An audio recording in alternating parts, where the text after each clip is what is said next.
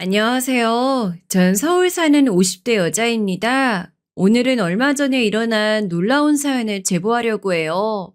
인생을 살면서 참 많은 일이 있었는데 이번 사건만큼 제 가슴이 쿵쾅거리는 일이 없었습니다. 한동안 병원에 다닐 정도로 놀랐던 일이었어요. 그래도 지금은 어느 정도 해결되었고 이젠 차분히 얘기할 수 있을 것 같아요.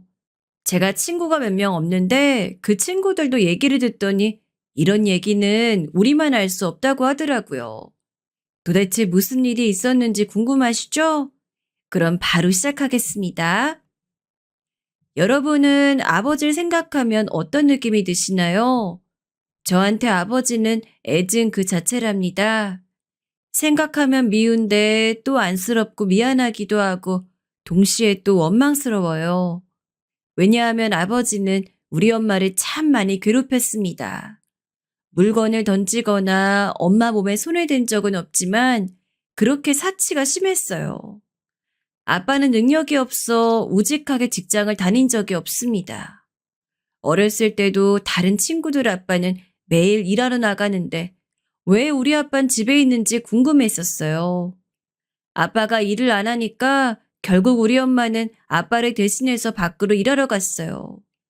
엄마 역시 고학력자거나 외가가 잘 사는 편은 전혀 아니었습니다.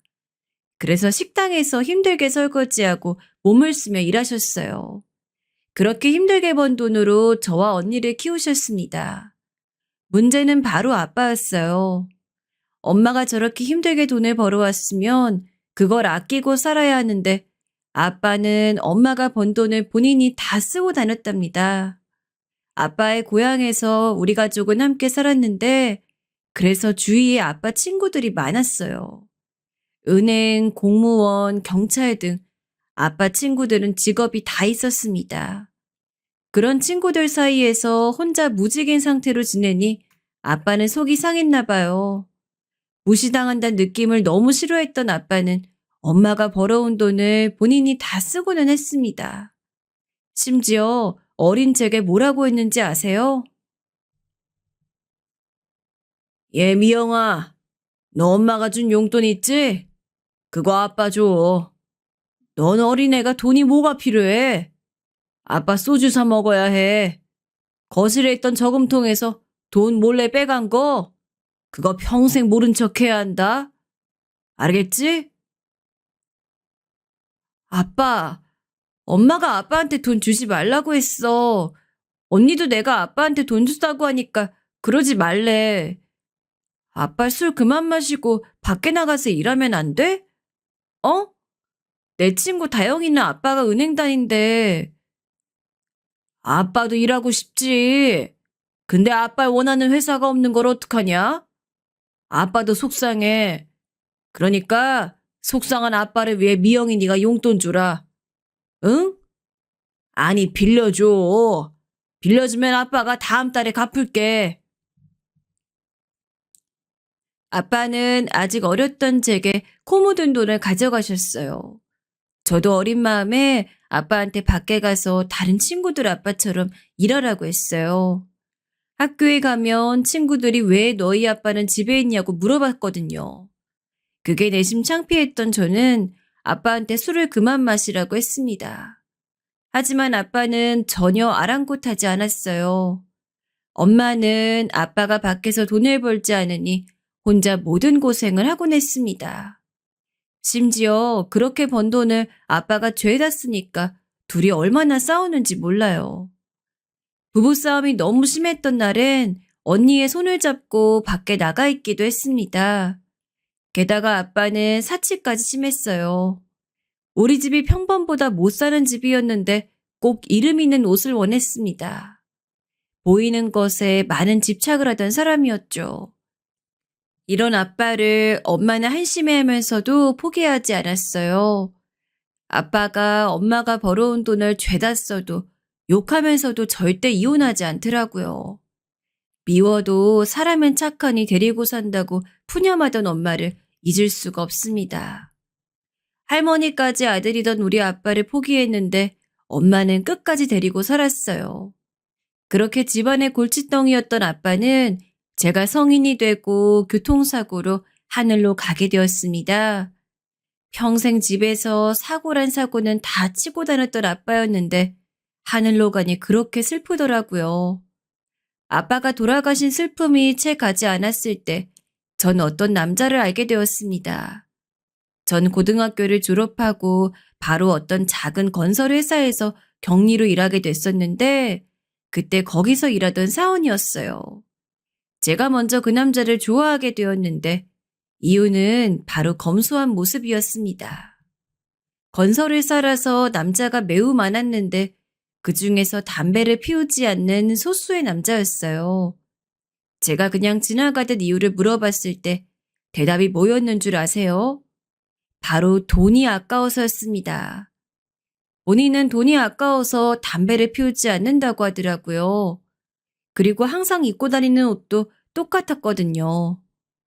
제가 알기로 그 건설회사가 규모가 매우 큰 편은 아니어도 월급이 적은 편은 아니었거든요. 그래서 다른 직원들은 꾸미고 다니는 젊은 직원도 많았습니다. 그런데 유일하게 그 남자만 검소하게 다니는 모습에 제가 오히려 끌리더라고요. 또 회사에서 그때 젊은 직원들끼리 놀러 다니고 같이 술도 마시고 그랬는데 그런 자리에 한 번도 나오지 않았습니다. 그런 모습에 신비감도 들고 궁금해서 제가 언제 한 번은 붙잡고 물어왔을 때가 있어요. 저기 정현 씨, 왜 우리 노는데 같이 안 노는 거예요? 우리가 혹시 불편해요? 매번 혼자만 빠지니까 같이 놀고 싶은데 아쉬워서요. 어떤 특별한 이유가 있나요? 아, 돈이 아까워서요. 전 이렇게 술 마시고 노는데 돈 쓰는 거 너무 싫어요. 그리고 그 돈 아끼고 아껴서 집 사고 차 사야죠. 돈 너무 펑펑 쓰면 남는 게 전혀 없어요.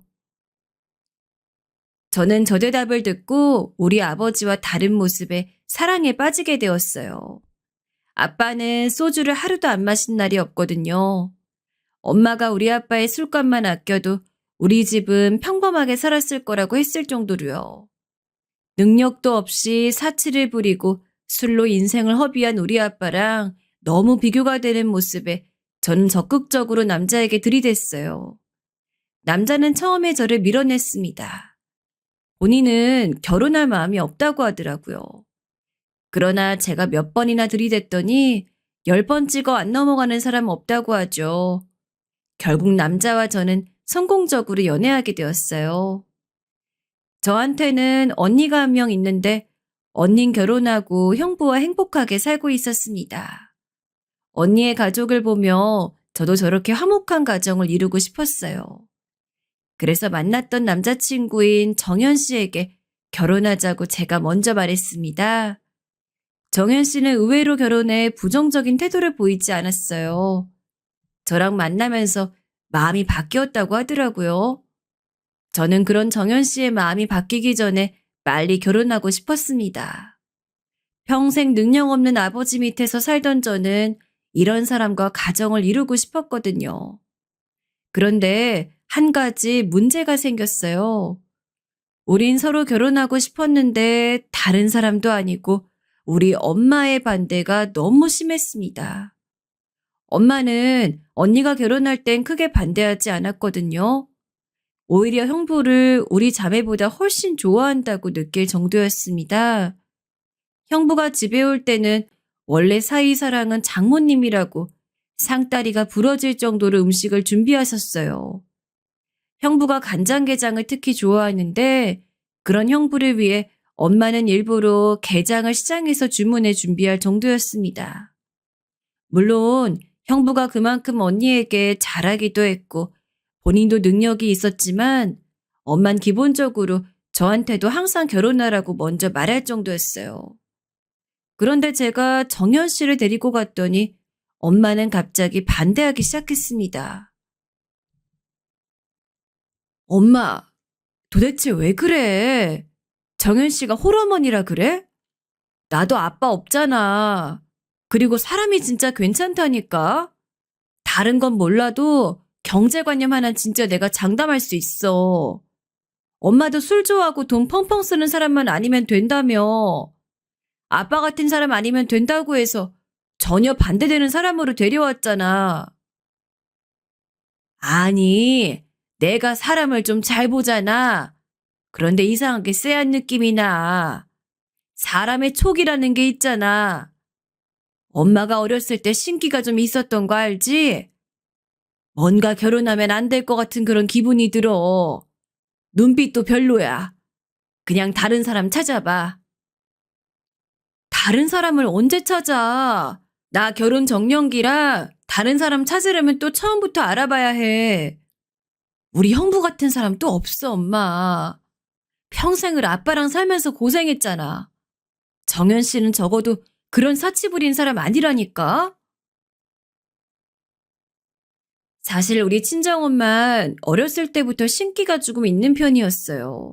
돌아가신 외할머니가 무당이셨는데 그래서 그 영향으로 엄마도 사람을 잘 보셨습니다. 이상하게 촉이 별로라고 느끼면 그 사람은 반드시 나중에 배신하거나 속이 다른 사람이었죠.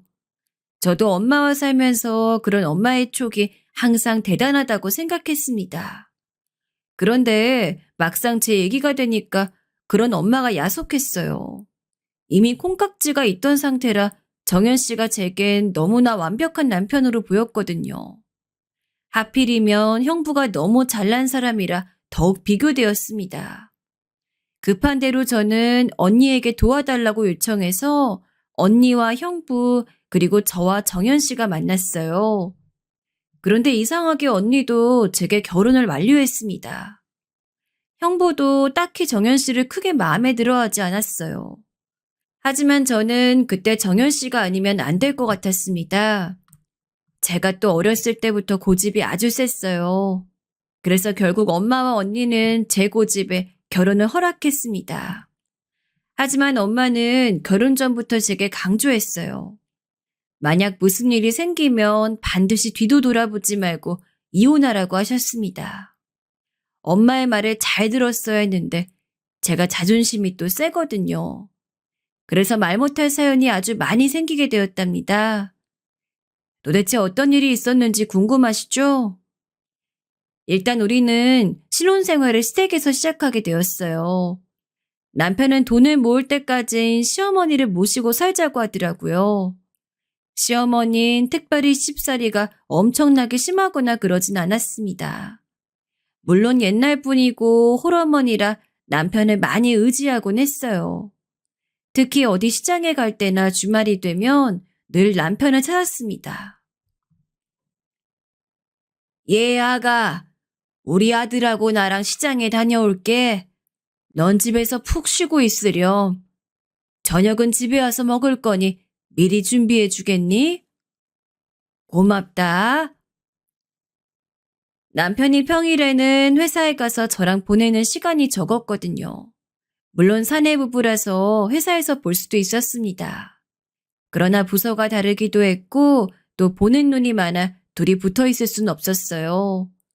남편도 회사에서 우리가 부부라는 티를 많이 내는 것을 싫어하기도 했고요.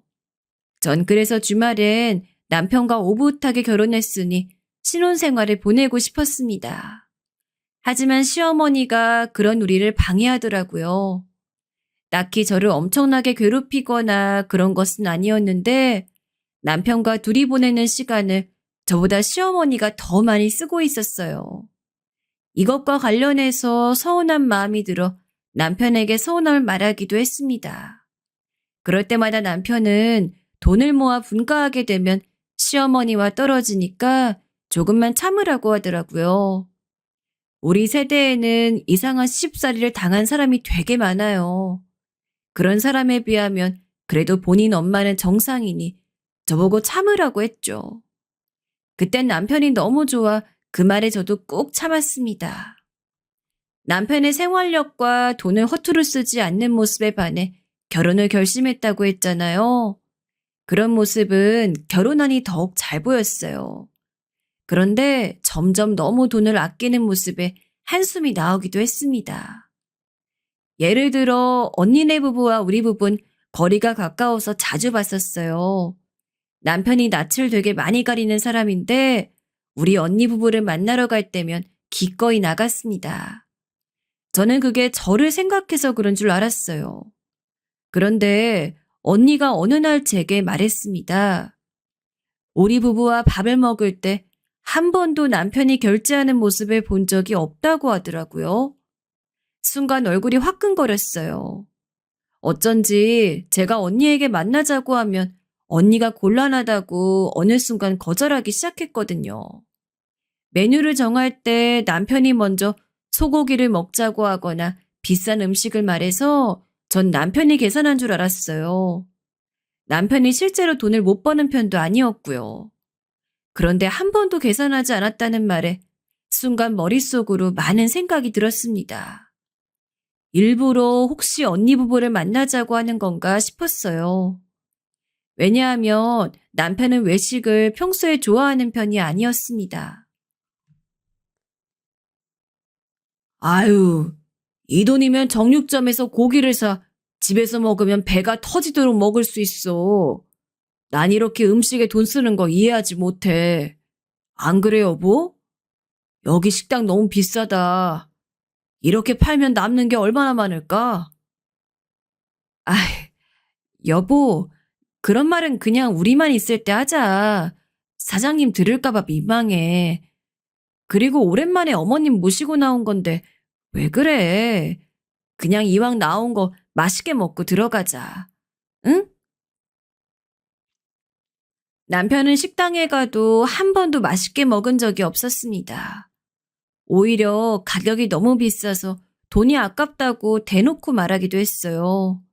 심지어 시어머니를 모시고 가도 그런 말을 서슴없이 하더라고요. 이런 남편 때문에 외식해도 즐겁지가 않았습니다. 돈을 아끼는 것도 적당히 해야지 갈수록 짠돌이 같은 모습이 심해졌어요. 심지어 결혼한 지 1년이 되었을 때 사건이 일어났습니다. 전 다른 날은 몰라도 전날은 기념일이니 나름 가고 싶은 곳이 있었어요.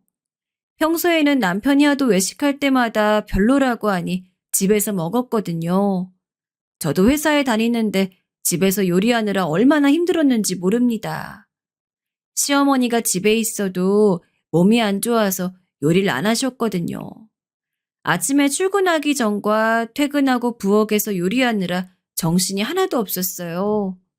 그래서 결혼 기념일엔 남편과 둘이 오붓하게 밖에서 식사하고 싶더라고요. 그런데 기념일인데 시어머니가 본인도 가고 싶다고 하셨어요. 그래서 셋이 외식을 하게 되었습니다. 사실 이것부터 마음에 들지 않았어요. 그런데 우리 둘이 맛있는 것을 먹는 것도 마음이 편하지 않다고 남편은 시어머니를 모시고 가자 했습니다.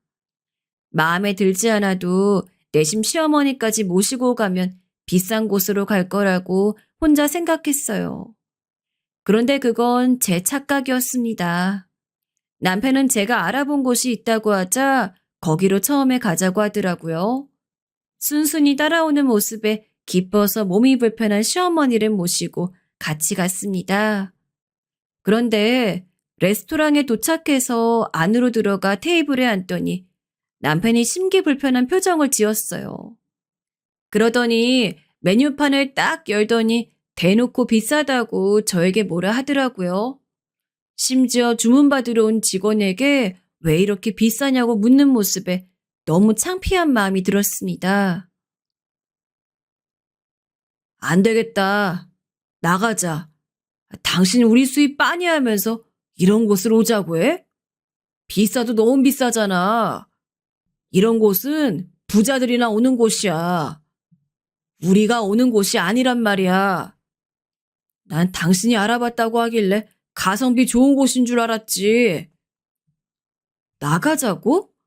이렇게 들어왔는데 어떻게 나가? 그래도 우리 결혼한 지 1년째잖아.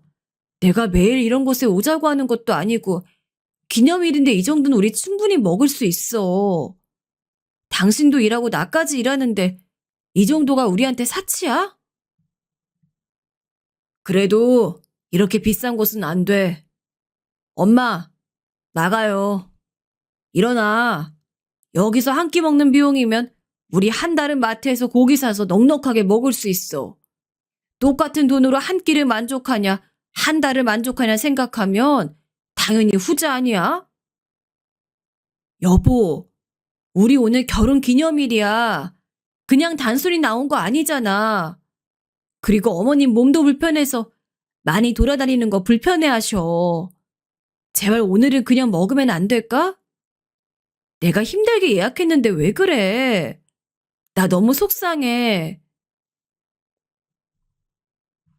제가 아무리 어르고 달래도 남편은 들은 척도 하지 않았어요.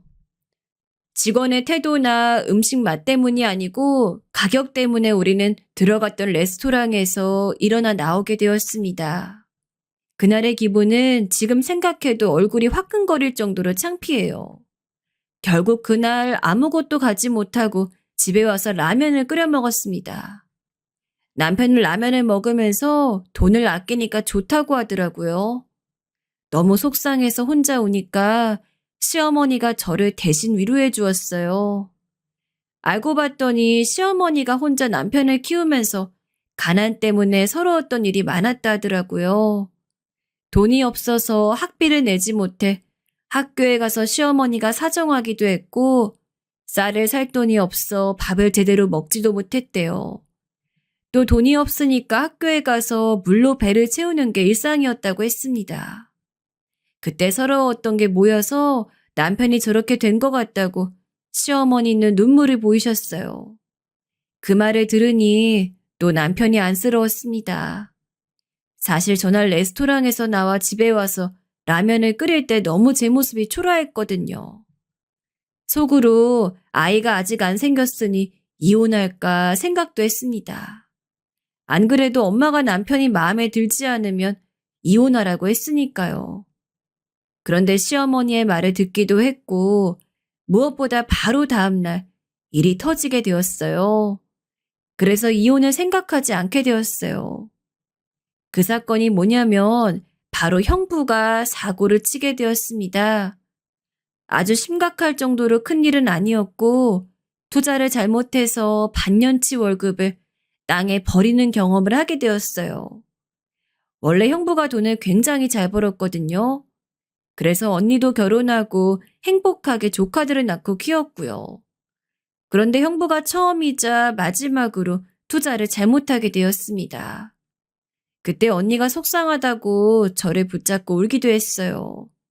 그래서 전 그런 언니 부부를 보며 차라리 돈을 아끼는 제 남편이 나을 수도 있다고 생각했습니다. 엄마한테 말하면 이혼하라고 할까봐 일부러 말하지 않았어요. 이렇게 결혼기념일이 지나갔고 전 몇 달 뒤에 첫째를 임신하게 되었습니다.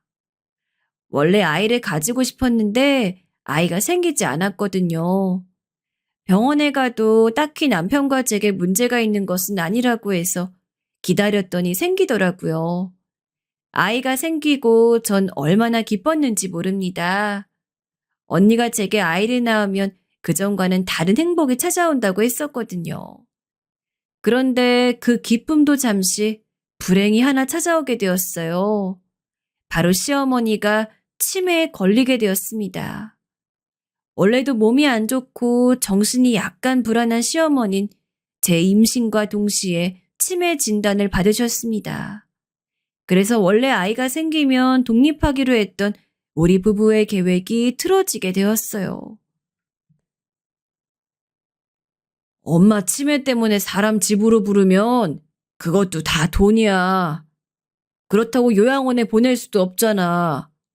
당신이 임신해서 일도 그만둬서 우리 수입도 줄었어. 이런 상황에서 엄마를 요양원에 보내면 우린 쌀밥도 못 먹어. 그냥 이렇게 계속 엄마 모시며 살자. 여보, 그런데 난 자신이 없어. 나 지금 입덧도 심한 거 알지? 우리 힘들게 아기 가졌잖아. 아기는 임신보다 출산 후가 더 힘들대. 내가 과연 신생아랑 치매 노인을 둘 다 돌볼 수 있어? 아직 안 해봤잖아. 여보, 우리 부자 아니야. 돈 최대한 아끼며 살아야 해. 아기 낳으면 돈이 몇 배로 든다고 하던데 엄마한테 쓸 돈까지 생각하면 난 눈앞이 캄캄해. 남편은 죽어도 분가는 안 된다고 무조건 시어머니를 모셔야 한다고 주장했어요. 제가 하필 입덧이 진짜 너무 심해서 음식 냄새만 맡아도 구역질하고는 했거든요. 그래서 임신했는데도 오히려 살이 빠지고 있던 상태였습니다.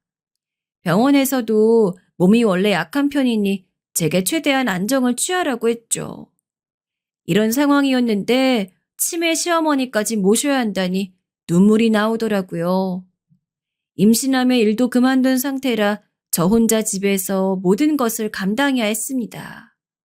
하지만 우리에게 다른 선택지는 없었어요. 그래서 결국 울며 겨자 먹기로 시어머니를 모시게 되었습니다. 첫째를 임신했을 때는 그래도 시어머니의 치매 증상이 심한 편은 아니었어요. 남편은 유독 더 찾고 의존하는 증상이 심해졌을 뿐이었죠. 그래서 나름 괜찮았는데 문제는 출산한 후였습니다. 입덧부터 알아봤어야 했는데 첫째는 예민한 편이었어요. 절대 키우기 쉬운 아기가 아니었습니다.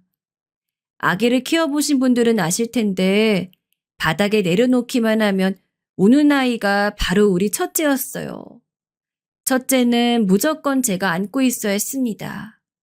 원래도 마른 편이었던 저는 임신하고 더 말랐는데 출산하고는 뼈밖에 남지 않았어요.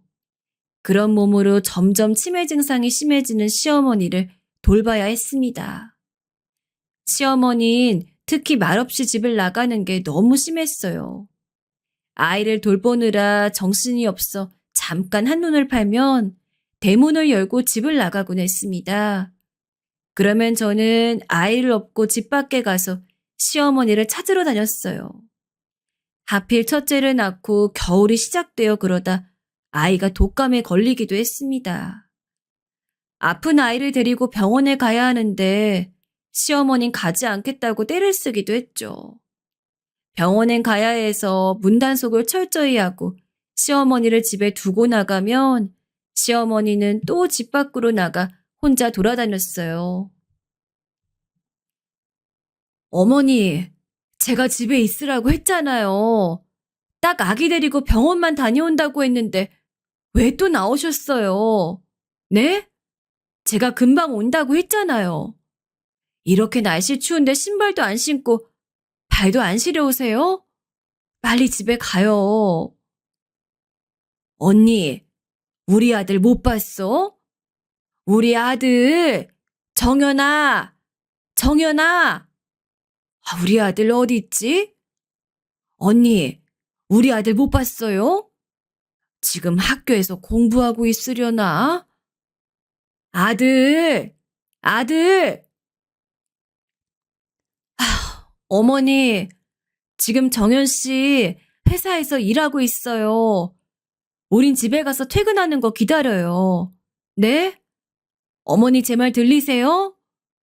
아휴, 힘들어. 진짜 너무 힘들다. 시어머니는 날이 갈수록 고집이 세졌어요. 고집을 부리며 집에 가지 않겠다고 힘을 주면 제가 감당할 수가 없었습니다.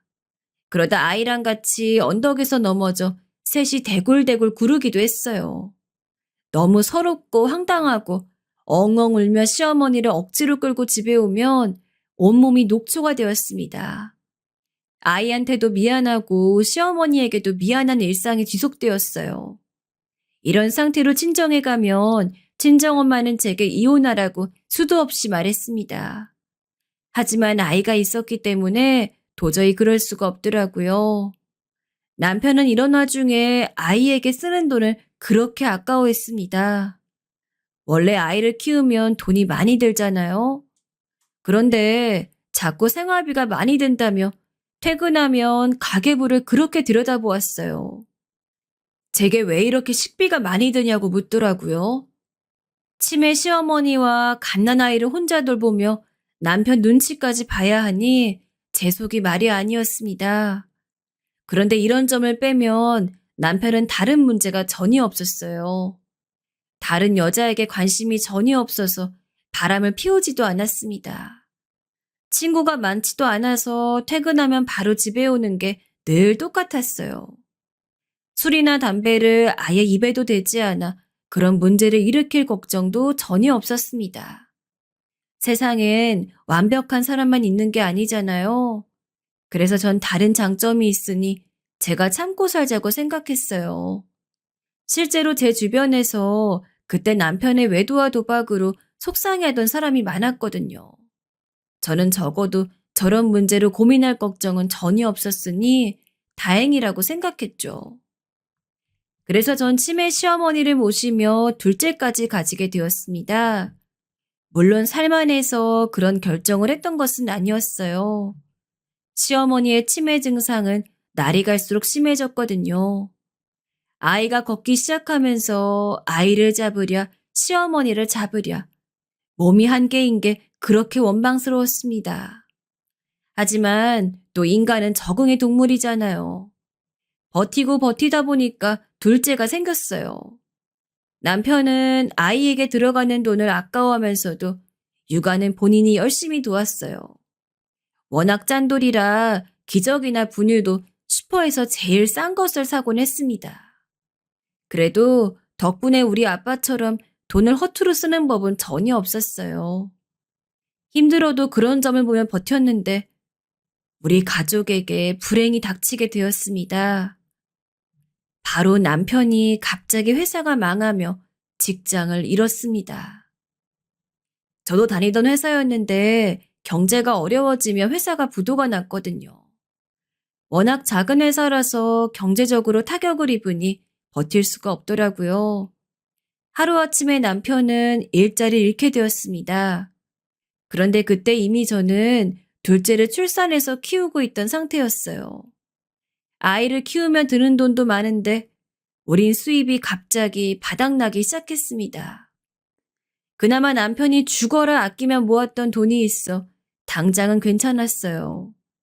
구도새 남편이 처음으로 마음에 들었던 순간이랍니다.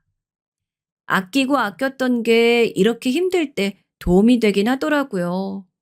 그동안의 서러움이 안도감으로 바뀌었죠. 문제는 남편이 다시 취업할 의지가 없었습니다. 회사에 다니면 이렇게 갑자기 잘렸을 때 대비할 수가 없겠어요, 뭐. 나 사업을 해야겠다. 예전부터 난 부자가 되려면 반드시 본인 사업이 필요하다고 생각했어.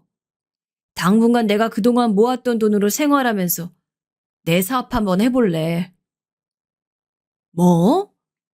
아이, 여보, 그러지 말고 그냥 다시 취업하는 건 어때? 지금 경기가 어려워서 회사가 부도난 건데 여기서 사업을 하겠다고? 나는 반대야. 사업한다고 우리가 돈을 많이 벌 수 있다는 보장도 없잖아. 아직 애기들도 너무 어리고 시어머니 치매도 지금 심각해. 그러니까 더욱 돈을 많이 벌어야 해. 나 진짜 사업하면 잘할 수 있어. 내가 그래도 모아놓은 돈이 꽤 있잖아. 당신도 내 경제관념 알지? 나 한 번만 믿어줘. 친정엔 알리지 말고. 알겠지? 남편은 벼랑간 갑자기 사업을 하겠다고 하더라고요. 전 그런 남편을 믿고 싶어도 현실적으로 생각하면 반대를 할 수밖에 없었습니다. 일단 애들이 너무 어렸어요. 둘째는 갓 돌을 지난 상태였거든요. 첫째도 겨우 5살이었죠. 시어머니의 치매는 말할 수도 없이 심각한 상태였어요. 안 그래도 혼자 집에서 이 사람들을 상대하느라 죽어났는데 남편이 사업을 시작하면 안 봐도 뻔했습니다. 그래서 저도 계속해서 남편을 설득했는데 남편은 제 말을 듣지 않았어요. 애초에 제 말을 들을 생각도 없어 보였습니다. 결국 제 반대에도 기어코 사업을 시작한 남편은 처음엔 그래도 돈을 어느 정도 가져왔어요. 그런데 원래 잘 나가다 한 번 삐끗하면 급속도로 망하는 게 사업이잖아요. 처음에 조금 잘 되는 것 같았던 남편의 사업은 몇 개월 뒤 완전히 돌이킬 수 없는 지경이 되었습니다. 저는 사채업자가 돈을 내놓으라고 집에 찾아오는 것이 텔레비전에서나 있던 일인 줄 알았거든요. 제가 겪게 될 일이라고는 생각도 할 수가 없었습니다. 사채업자들이 찾아오자 안 그래도 심각한 시어머니의 치매는 말로 할 수가 없는 상태가 되었어요. 벽에 똥칠은 당연하고 어린애처럼 목 놓아 울고 사채업자에게 집에 있는 물건을 던지기도 했습니다. 그래도 나름 아파트에서 살던 우린 집까지 내놓았어요. 집을 팔고 그동안 모았던 돈으로 겨우 급한 빚을 갚았어요. 그리고 심지어 형부에게 돈을 빌리기도 했습니다. 반지하 단칸방을 겨우 구했는데 이것도 우여곡절이 있었어요. 집주인이 아이가 둘이고 치매 환자까지 있다고 하니 우리 받아주지 않겠다고 하더라고요. 결국 저는 갓 돌을 지났던 우리 둘째를 언니네 부부에게 맡기게 되었습니다. 그리고 첫째 아들은 친정엄마에게 맡겼어요. 저도 절대 그러고 싶지 않았고 또 엄마에게 얼마나 많은 소리 들었는지 모릅니다. 너무 서럽고 속상해서 아이들을 맡기고 밤에 잠도 오지 않았어요. 엉엉 우느라 잠이 오지 않았지만 당장 우리 가족이 살려면 어쩔 수가 없었습니다. 아이들을 친정에 각각 맡기고 저는 당장 공장에 가서 일하기 시작했어요. 남편은 사업에 실패하고 다시 일을 구하지도 않았습니다. 그래서 차라리 제가 나가 돈을 벌 테니 남편 보고 어머니를 돌보라고 했죠. 공장에서 일하니 몸이 너무 힘들고 아프더라고요. 그래도 절대 그만둘 순 없었습니다. 힘들어도 우리 아이들을 생각하면 제가 어떻게든 버텨야 했죠. 언니와 엄마는 상황이 이러니 괜찮다고 아이들에게 최대한 편의를 봐주었습니다. 그런 우리 친정 가족들에게 너무 미안해서 얼굴을 들 수가 없었어요. 반면 남편은 돈을 벌 생각도 하지 않고 집에서 종일 울기만 했습니다. 처음엔 안쓰러운 마음이 들었는데 시간이 흐를수록 그런 모습도 보기가 싫었어요. 엄마는 진지하게 제게 지금이라도 늦지 않았으니 이혼을 하라고 하셨죠. 저도 이혼 생각이 점점 들었는데 그러다 치매에 걸린 시어머니가 갑자기 돌아가셨습니다. 병원에서는 치매 증상이 워낙 심하기도 했고 노안이라 그런 것 같다고 하더라고요. 시어머니가 저를 힘들게 했던 것은 분명히 맞습니다. 그런데 막상 돌아가시니 슬프더라고요. 남편은 안 그래도 사업이 망하고 우울했는데 시어머니마저 돌아가시니 정신을 차리지 못했습니다. 저도 엄마 말에 이혼을 생각하고 있었는데 그런 남편을 보니 인간 대 인간으로 안쓰러운 마음이 들었어요. 본인이 차라리 사치하다 그렇게 된 거면 몰라도 잘 살아보려고 애쓰다 이렇게 된 거잖아요. 그래서 남편에게 당신 잘못이 아니라고 다독이며 옆에서 응원했습니다. 그러면서 저는 아이들을 빨리 데려오고 싶었어요. 시어머니가 돌아가신 것은 너무나도 슬펐지만 한편으론 편한 마음이 들긴 했습니다. 차라리 갓난아이 5명을 키우는 게 치매 환자를 돌보는 것보다 쉬운 것 같았거든요. 그만큼 시어머니를 돌보는 게 얼마나 힘들었는지 몰라요. 아무튼 저는 차례로 아이들을 데리고 오려고 공장에서 하루도 쉬지 않고 일했어요. 미영아, 언니가 수진인 잘 보고 있어. 그러니까 너 몸 다 상해가며 일하지는 마. 응? 언닌 네 몸이 걱정되어 그래. 수진인 언니네가 잘 돌볼 테니까 엄마 집에 있는 첫째를 먼저 데려가. 언니, 진짜 너무 고마워. 만약에 이 세상에 언니랑 엄마가 없었으면 난 어떻게 살았을지 생각도 하기 싫어. 형부한테도 너무 미안해. 이번에 우리 남편 회사 자리도 알아보고 있다며. 매번 받기만 해서 어떡해? 아니야. 이렇게 힘들 때 의지하는 게 가족 아니야? 남편이 재부 사정도 안타깝다고 경력 살려 일할 수 있게 알아보고 있대. 그러니까 재부도 너무 속상해하지 말라고 해줘. 대신 사업엔 다시 손도 들이지 말라고 하고. 이렇게 힘들 때 언니와 형부가 우리 부부를 많이 도와주었어요. 남편의 빚을 갚아준 것도 모자라 형부는 우리 남편이 일할 수 있도록 회사도 알아보고 있었습니다. 공장에서 죽어라 일하니 그래도 목돈이 조금씩 생기기 시작했습니다. 물론 그 돈은 어마어마한 빚을 갚으면 남는 게 없긴 했어요. 남편의 사업 실패도 실패지만 시어머니의 병원비도 만만치 않았거든요. 이 돈을 다 갚을 수 있을까 현실적으로 걱정도 많았습니다. 그러다 형부가 마침내 남편이 일할 회사를 하나 알아봤다고 연락이 왔어요.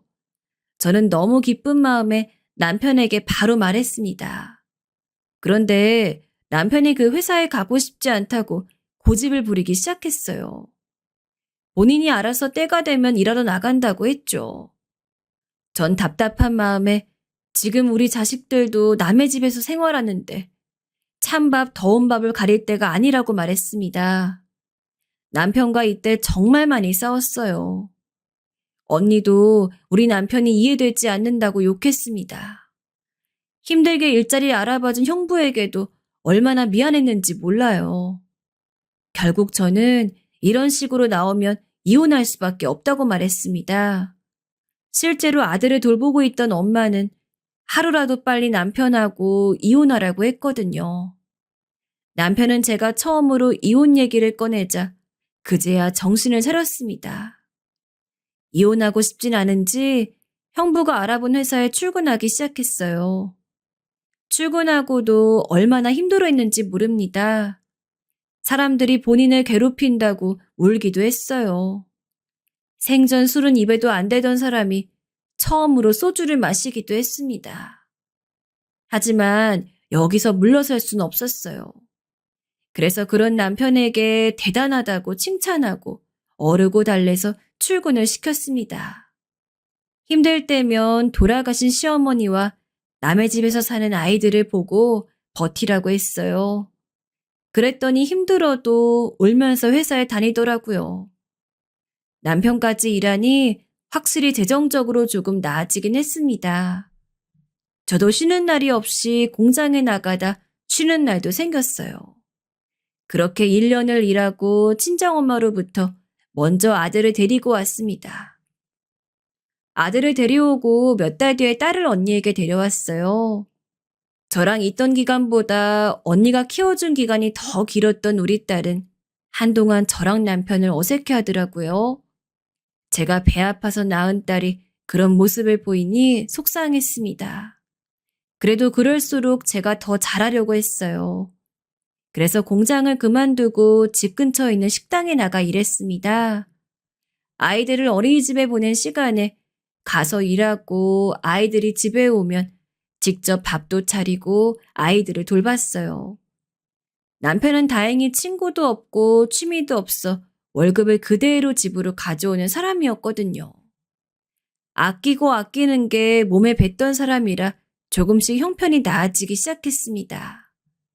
그렇게 죽을 것 같다가도 하늘이 무너져도 솟아날 구멍은 있더라고요.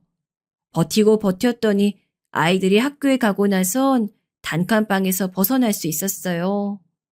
비록 전세였지만 집을 얻기도 했어요. 나름 살만해졌다고 생각했는데 남편은 여전히 짠돌이였습니다. 게다가 사업이 망했다가 우리가 기적적으로 일어났으니 더욱 심해졌어요. 뭐? 미술? 여보, 말이 되는 소리래. 우리 형편에 무슨 미술을 시켜? 아무리 재능이 있어도 그건 우리가 잘 살아야 지원해 주는 거야. 지금 이 상황에서 딸한테 미술 시키면 당신 또 공장 가서 일해야 돼. 하지만 학교에서 선생님이 몇 번이나 말씀하셨어. 우리 딸한테 재능이 있다는데 어떡해. 어렸을 때 언니네 집에서 키워서 내가 얼마나 미안한 마음이 큰지 알잖아. 한 달에 많은 돈도 아니고 이 정도는 충분히 지원해 줄 수 있잖아. 그 돈이 시간이 흐를수록 더 늘어난다고. 만약에 이러다 애가 전공을 미술로 하겠다고 하면 어떡해? 당장 대학 입시 때도 수백이 들어간다고 하잖아. 안 돼. 절대 반대야. 현실의 수능에 사는 것도 능력이야. 우리 딸은 미술의 재능이 아주 많은 아이였어요. 오죽하면 학교에서 선생님이 제게 미술을 꼭 시켜야 한다고 말씀하실 정도였습니다. 그리고 딸 본인도 미술에 관심이 많았어요. 미술이라곤 아무것도 모르는 제가 봐도 딸의 실력은 훌륭했습니다. 하지만 남편의 반대가 너무 심했어요. 우리 형편에 이런 예체능 쪽으론 절대 밀어줄 수가 없다고 거절했습니다. 딸도 고집이 있던 아이라 얼마나 싸웠는지 몰라요. 결국 이 얘기를 듣고 언니가 우리 딸을 지원하게 되었습니다. 어릴 때 키웠던 정이 있어 형부가 선뜻 지원해준다고 했다 하더라고요. 언니와 형부에겐 너무 미안했고 고마웠어요. 동시에 남편에겐 날이 갈수록 실망하게 되었습니다. 전 아이들이 학교에 가서도 계속해서 식당에서 일했거든요. 열심히 살아서 돈을 죽어라 모으기만 하고 쓰진 않는 모습에 속상했습니다. 물론 남편의 마음이 이해가 아예 안 가는 것은 아니었어요. 우리가 평범하게 살진 않았으니까요. 그런데 확실히 한번 사업이 망해서 가세가 기운 뒤로 남편의 돈에 대한 집착은 더욱 심해졌습니다. 원래도 구두쇠였는데 다시 취업한 이후론 100원이라도 아끼려고 애를 썼어요. 이런 상황 속에서 아들이 대학에 입학하게 되었습니다. 아들은 사립대와 국립대 둘 다 붙었고 사립대를 가고 싶어 했어요. 그 학교가 더 유명하기도 했고 아들이 원하던 학교였거든요. 하지만 등록금이 비싸다는 이유로 남편이 반대해서 국립대에 입학했어요. 이때 처음으로 아들이 제게 서운하고 속상하다고 울기도 했습니다. 저도 저런 남편이 이젠 너무 싫었어요. 이러다 사건이 하나 터지게 되었습니다. 아들의 대학 사건으로 집안 분위기가 그렇게 좋진 않던 상태였어요. 집에서 서로 대화도 하지 않았고 분위기는 날이 갈수록 냉랭해졌습니다. 딸도 미술 사건으로 남편에게 등을 돌린 상태였죠. 가족들이 서로 대화도 없고 저도 이땐 이혼을 생각하고 있었어요. 그냥 이제 모든 것이 지긋지긋한 상태였습니다. 이만큼 참은 것도 대단하다고 생각했죠. 그래서 남편에게 이혼 얘기를 꺼내게 되었습니다. 여보, 이혼하자. 나 이제 힘들어. 남은 인생은 그래도 마음 편하게 살고 싶어. 당신도 그동안 고생 많았어. 그냥 우리 이제 서로를 놔주자. 어쩌면 당신하고 나는 엮이지 않는 게 서로에게 좋을 수도 있어. 남편은 제가 저렇게 말하자 말이 없었어요.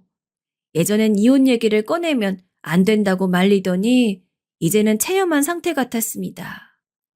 아예 묵묵부답으로 일관하자 전 속이 답답했어요. 그래서 직접 가서 서류를 준비했습니다. 아이들도 제가 이혼 얘기를 꺼내자 알겠다고 순응하더라고요. 남편은 제가 서류를 내밀자 말없이 회피했습니다. 싫다는 말도 알겠다는 반응도 아니었어요. 철저히 이혼에 관한 말은 물론이고 저 자체를 피하더라고요. 그러다 사건이 발생하게 되었어요. 이혼 얘기가 나오고 서로 말을 하지 않고 지냈는데 갑자기 제게 전화가 와서 받았더니 병원이더라고요. 네, 이정현님 보호자세요? 지금 건물에서 극단적인 선택을 하셔서 실려오셨어요. 빨리 여기 병원으로 와주시겠어요? 사거리에 있는 대학 병원이에요. 네, 지금 바로 와주세요. 네? 뭐라고요? 우리 남편이 그랬다고요? 잠시만요. 지금 당장 가겠습니다. 조금만 기다려주세요. 잠시만요. 택시! 병원에서 걸려온 전화에 전 바로 택시를 잡고 병원으로 향했습니다. 너무 놀라 택시에서 혼자 심호흡하며 손을 얼마나 떨었는지 몰라요. 택시 기사님이 남편이 극단적인 선택을 했다고 했더니 아주 빠르게 운전해서 도착하게 해주셨어요. 그렇게 급하게 갔더니 남편은 이미 숨이 끊긴 상태였어요. 높은 곳에서 떨어져서 이미 병원에 왔을 때도 죽은 상태였다고 하더라고요. 엉엉 울며 친정 식구들에게 말하고 딸과 아들을 불렀습니다. 그렇게 결국 남편은 사망 선고를 받고 하늘로 가게 되었습니다. 남편이 하늘로 가고 전 죄책감에 불면증에 걸리게 되었어요. 장례를 치를 때도 모든 게 제 탓인 것 같았습니다. 만약 제가 남편에게 이혼 얘기를 꺼내지 않았으면 남편이 저렇게 극단적으로 죽진 않았을 것 같았습니다. 괜히 이혼하자고 해서 이런 사태가 일어난 것 같았어요. 남편에게 너무 미안해서 혼자 울기도 많이 울었어요. 새벽에 혼자 깨서 남편에게 미안하다고 허공에 대고 얘기하기도 했습니다. 이런 상태라서 전 남편의 유품에는 손을 댈 수도 없었습니다. 제가 심각한 상태로 지내자 언니가 우리 집에 와서 많이 도와주었어요. 산 사람은 살아야 한다고 언니는 저를 기꺼이 도와주었죠. 언니의 도움으로 우리는 같이 남편의 유품을 정리하게 되었습니다. 그런데 언니가 갑자기 이게 뭐냐고 묻더라고요. 봤더니 무슨 보물지도 같은 지도가 하나 있었어요. 전 처음에는 그게 아이들 용품인 줄 알았습니다. 그런데 남편 책상에서 나온 거고 또 이상한 마음이 들었어요. 엄마가 전화로 꿈자리가 이상하기도 하다고 했고 찜찜한 마음이 들었습니다. 우리 엄마가 촉이 워낙 좋은데 자꾸 제게 무슨 일이 없냐고 묻더라고요. 지도를 다시 봤더니 다행히 멀지 않은 곳이었어요. 동네에 뒷산이 하나 있었는데 남편하고 자주 가던 산이었거든요. 지도는 그 뒷산을 가리키고 있었습니다. 처음엔 가지 않으려고 했는데 엄마가 자꾸 물어보기도 하고 저도 이상하게 자꾸 그곳으로 가고 싶더라고요. 그래서 혼자 큰 마음을 먹고 그곳으로 향하게 되었습니다. 누가 볼까 두려워서 일부러 해가 진 다음 인적이 드물 때 출발했어요. 가면서도 속으로 아무 일이 없을 거라고 말했습니다. 무언가 불길한 마음이 들었거든요. 마침내 남편이 표시한 곳에 갔더니 아무것도 없었어요. 그냥 나무가 한 그루 있고 놀랄 만큼 뭐가 없었습니다. 그래서 그냥 내려가려다 혹시나 하는 마음에 나무 밑을 조금 파보았어요. 그런데 여러분, 거기에 뭐가 있었는지 아세요? 처음에 땅을 조금 팠더니 뭔가 이상한 게 보였어요. 비닐봉지 같은 게 있길래 계속해서 땅을 파기 시작했습니다. 그랬더니 진짜 무슨 비닐이 보이더라고요. 그걸 파내니 상자가 보였고 그 상자를 뜯었더니 돈이 가득 들어 있었습니다. 처음에 돈다발을 보고 너무 놀라 그대로 뒤로 넘어졌어요. 생각보다 많은 금액에 전 좋은 게 아니고 오히려 무서운 마음이 들었습니다.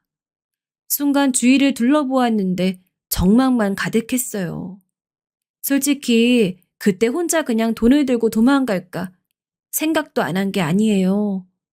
그런데 돈이 딱 봐도 너무 많은 금액이라 무섭더라고요. 순간 이건 혼자 해결할 수 있는 게 아니란 기분이 들었습니다. 일단 무서운 마음에 언니에게 전화를 걸어 상황을 설명했어요. 언니는 가만히 있으라고 하더니 형부와 도착했습니다. 형부와 언니랑 같이 돈을 셌더니 그 금액이 얼마였는지 아세요?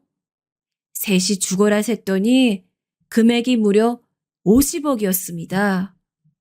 형부는 절대 이걸 우리끼리 해결하면 안 된다고 하더라고요. 그래서 경찰을 불러 우리가 직접 신고했어요.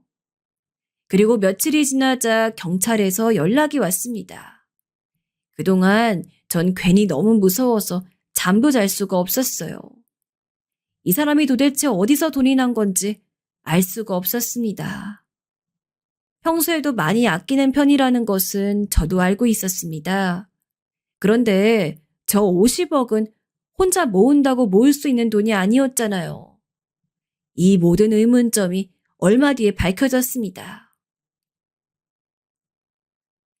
저희가 수사로 알아봤는데요. 이 씨가 생전에 몰래 회사 돈을 횡령한 거였습니다. 한 번에 한 것도 아니고 수년에 걸쳐 몰래 횡령했다고 하더라고요. 일단 참고인 조사를 해야 해서 선생님을 부른 거고요. 정말 모르셨나요? 네? 횡령이요? 아니요, 저는 몰랐어요. 사실 죽기 전에 제가 이혼하자고 했어요. 제가 만약 남편이 저러고 살았다는 걸 알았으면 이혼 얘기를 했을까요? 전 진짜 맹세코 전혀 모르던 얘기예요. 그런데 회사 사람들에게 물어봤더니 그 회사를 추천해준 사람이 선생님의 형부라고 하던데 맞나요? 설마 다 짜고 치는 건데 모르는 척을 하는 거 아니겠죠? 바른 대로 말씀하셔야 해요. 이거 조사하면 다 나옵니다. 아니에요. 우리 형부가 소개해준 회사는 맞아요.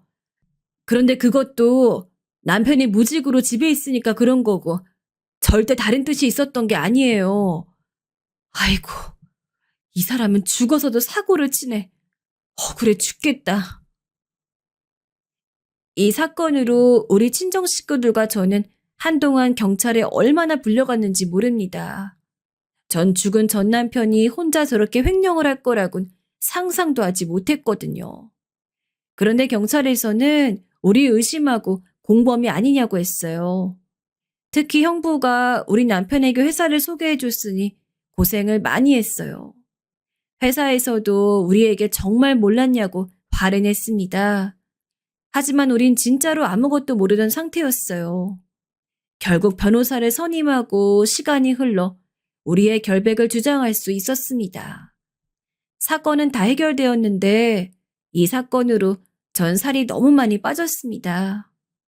죽은 남편에게 미안한 마음이 컸는데 이젠 미안한 마음도 있지 않습니다. 그냥 하늘로 갔으니 이제 돈이고 뭐고 마음 편하게 살길 바라고 있죠. 아들과 딸도 남편을 생각하면 그냥 애증이라고 하더라고요. 제가 우리 아버지에게 가졌던 마음을 우리 자식들도 똑같이 느끼다니 씁쓸한 마음이 들어요. 친정엄마는 어쩐지 처음부터 별로였다고 이제 제 인생을 살라고 하셨습니다. 언니와 형부도 제게 고생 많았다고 하더라고요. 저도 이젠 마음 편하게 두 다리 뻗고 돈도 적당히 쓰며 살도록 하겠습니다.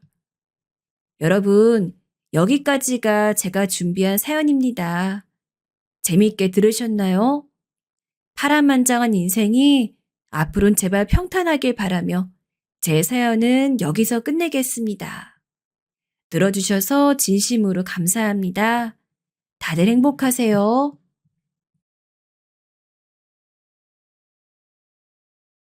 안녕하세요. 노숙자로 살다가 정신 차리고 열심히 살고 있는 아저씨 김진호라고 합니다. 오늘은 용기 내어 제 이야기를 해보려고 합니다. 매일 일기를 쓰고 있지만 영상으로나마 제 사연이 남아있으면 좋겠다는 생각을 했거든요. 제 글 좀 잘 다듬어 주셔서 아직 세상이 살만하다는 걸 많은 분들에게 알려주고 싶습니다. 제가 배운 게 없어 글이 들쑥날쑥 하더라도 이해해 주세요. 전 날 때부터 고아원에서 자랐습니다. 남들은 다 있는 부모님이 저만 없었죠. 어릴 때야 엄마와 아빠의 존재가 제대로 뭔지도 모르니 그냥저냥 지냈지만 어느 정도 크고 나니 왜 난 엄마랑 아빠가 없을까? 라는 생각이 들더라고요. 게다가 고아원에 맡겨진 애들 중에서도 주기적으로 부모님이 찾아오는 애들이 있었는데 흙먼지를 잔뜩 일으키며 엄마, 아빠 하며 달려가는 애들의 모습을 보면서 내심 제 부모님도 저를 찾아오지 않을까 밤까지 새가며 기다리기도 했고 단 하루도 저를 찾아오지 않는 부모님 때문에 울기도 많이 울었습니다. 너무도 사랑을 받고 싶어 매일같이 고아원 선생님들에게 붙어 다니며 관심을 끌려고 했었지만 고아원이라는 게 한두 명만 보호하고 있는 게 아니잖아요. 고아원 선생님들은 저보다 더 돌봄이 필요한 어린애들과 시간을 보내느라 저는 뒷전이었습니다. 그런 유년 시절을 보내다 보니 학교에 갈 나이가 되면서도 전 자연스럽게 위축되더라고요. 다른 애들은 삐까번쩍한 가방에 옷에 예쁘게 차려입고 등교하는데 저만 고아원에서 먼지나 잔뜩 먹은 헌옷에 헌가방. 물론 처음엔 그러면서도 좋은 친구를 사귈 수 있을 거라는 기대감이 있었습니다. 하지만 첫 등교 날 담임 선생님이 시켜서 주변에 앉은 아이들과 가족 이야기 나누는데 나는 엄마 아빠가 없어서 고아원에 살고 있어. 라고 하자마자 한 아이가 우리 엄마가 엄마 아빠 없는 애들이랑은 놀지 말랬어. 라면서 등을 돌리더라고요. 안 그래도 성격이 내성적이고 상처를 잘 받는 편이었던 저는 더욱더 반 친구들과 어울리지 못했죠. 또 한반 친구들 역시 굳이 그런저런 대화를 한다거나 자기 무리에 끼워 함께 다니고 싶어 하지 않았습니다. 그래도 초등학생 때는 아직까지 애들이 순수한 맛이 있어 심하게 문제가 생기거나 하지 않았지만 문제는 중고등학교였어요. 야, 너 엄마 아빠 없다며? 당시 반에서 꼭 한두 명은 있는 노는 아이들에게 전 아주 좋은 타겟이었습니다. 매일 고아원에 사는 버러지라는 막말을 듣고 심심하면 그 아이들의 주먹질에 뺨이 퉁퉁 부어 하교하기 일쑤였죠. 주변 사람들이 제 몰골을 보고 힐끔힐끔 거리는 것 또한 너무 수치스럽고 부끄러웠지만 그나마 다행이었던 것은 그 당시 상황에 좌절만 하지 않고 차라리 공부라도 열심히 해서 나중에 좋은 직장에 들어가자는 일념을 가지고 성적을 올리는 데 매진했단 점일 겁니다. 물론 성적이 잘 나온다고 해서 양아치 놈들이 저를 괴롭히지 않는 것은 아니었지만 적어도 담임 선생님은 제 성적 때문에라도 저한테 관심을 갖다 주더라고요. 아마 너 정도 성적이면 서울권 대학교는 갈 것 같구나. 지금처럼 열심히 공부해라. 알겠지? 선생님의 칭찬을 듣고 나면 힘이 나서 밤을 새워 더욱 열심히 공부했고 성적을 올리기에 급급했습니다. 하지만 막상 대학에 갈 시즌이 되자 전 도저히 대학에 다닐 수가 없었습니다. 전부 돈 때문이었죠. 그동안 학교를 다니면서도 전단지를 돌리거나 하는 등 학교 몰래 알바를 해오곤 했지만 그것만으론 등록금을 도저히 모을 수가 없었습니다. 수험 결과상 전액 장학금 받을 수 있는 학교가 아예 없는 것은 아니었지만 수준이 아주 높은 대학교는 아니었어요. 차라리 공부머리가 조금 더 있었다면 이 노력이 뒷받침돼서 이름 좀 알려진 대학교에 장학금 받으면 다닐 수 있었을까요? 제가 내야 하는 돈만 생각해도 머리가 지끈거렸고 너무나 까마득했어요. 그래서 그동안의 노력이 아깝긴 했지만 전 결국 과감히 대학을 포기하고 바로 아르바이트 자리 구해 돈을 버는 데 집중했어요. 성인이 돼서는 고아원을 나가야 했기에 급히 작은 원룸을 얻어 생활했습니다. 열심히 일하면 벼뜰 날이 있을 거야. 그런 다짐만 되새기면서 일을 하기 바빴어요. 손에 잡히기는커녕 실루엣조차 보이지 않을 만큼 멀게 있는 희망 하나만을 믿고서 정말 허리가 휘도록 일했어요. 카센터, 편의점, 패스트푸드점, 신발 닦기, 핸드폰 영업, 방문 판매상까지 정말 안 해본 일이 없었습니다. 그때는 자는 시간 빼고는 한두 시간이 비는 것도 아까워서 무조건 단기로라도 알바를 뛰었던 것 같아요. 연애, 결혼? 당연히 생각 못도 못 해봤습니다. 애초에 친구조차 없었는데 A는 제게 사치였죠. 여자친구를 사귀게 되면 무조건 돈이 들 수밖에 없는데 당시 제 몸 하나 건사하기도 힘들었던 저한텐 여자친구한테 길거리에서 파는 붕어빵 하나 사주는 것조차 100번은 넘게 고민을 해야 했습니다. 저조차도 그런 현실이 참 고단하고 힘들었지만 살기 위해선 어쩔 수 없이 해야 하는 선택이라 믿었습니다. 그래서 그런지 청춘이란 단어를 떠올리면 제겐 고난이란 단어가 늘 함께 연상이 되는 것 같습니다. 그래도 30살이 됐을 때는 작게나마 회사에 들어가 알바를 할 때보단 훨씬 더 안정적으로 지낼 수 있었습니다.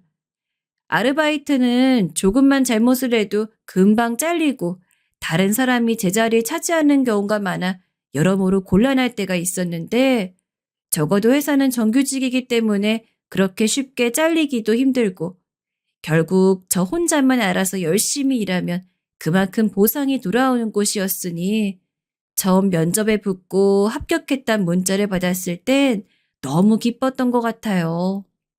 하지만 제가 사회를 너무나 만만히 보았던 걸까요? 하필 들어갔던 첫 회사는 일 많고 직원 부려먹기로 악명이 높은 회사였습니다.